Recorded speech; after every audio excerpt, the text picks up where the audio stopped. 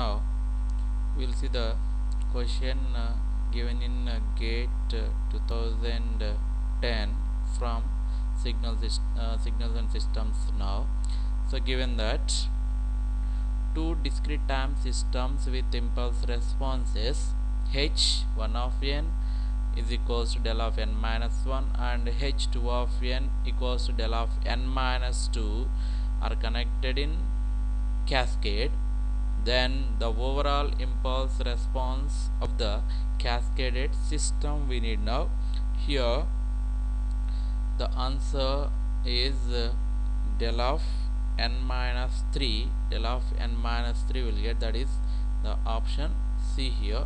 Now we'll see the solution, how we'll get this del of n minus 3. So what is given here? Given that h1 of n equals to del of n minus 1 and h2 of n equals to del of n minus 2, both are connected in cascade. Both are connected in cascade. Now cascade is nothing but both are connected in series, that is h1 of n and h2 of n both are connected in series with input x of n and output y of n here. So now in order to find the overall transfer function of this whole system, we'll go for Z transformations here. Z transformations. So apply the Z transform here. Apply the Z transform for this. Apply Z transform. Then the Z transform of x1 of n represented with capital H1 of z, and h2 of n is represented with h2 of z, and the input x of n, the Z transform is x of z, and the output Z transform is y of z. We know that if two transfer functions are connected in cascade, the overall transfer function becomes the multiplication of the two transfer functions. So we have h1 of z and h2 of z is the overall transfer function, and the input x of z and the output y of z here.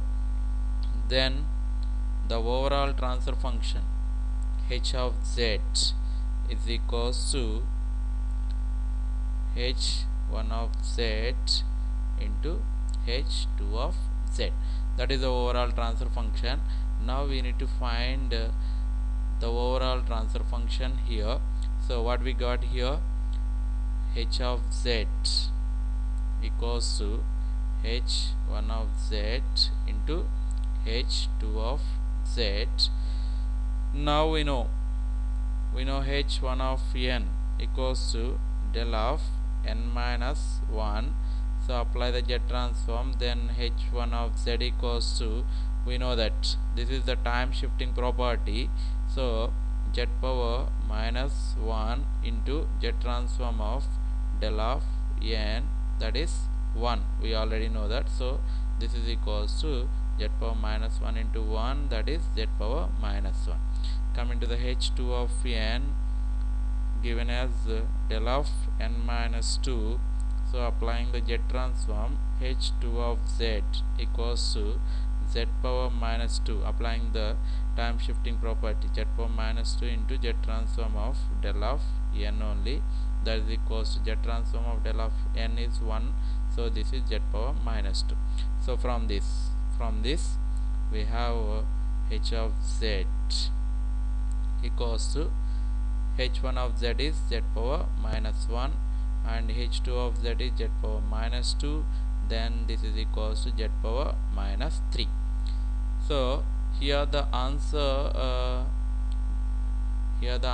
are given in terms of h of n only. Here the answers are given in terms of h of n, that is in time domain is given. That's why we need to apply the inverse Z transform for the obtained overall transfer function h of z here. So applying the inverse Z transform, apply inverse Z transform here, inverse Z transform. We know that the Z transform of del of n minus 1 is z power minus 1, del of n minus 2 is z power minus 2. Then we have h of z equals to z power minus 3. Then the inverse Z transform h of n equals to del of n minus 3.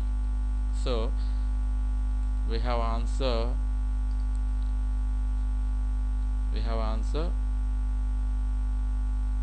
del of n minus 3, that is option C here.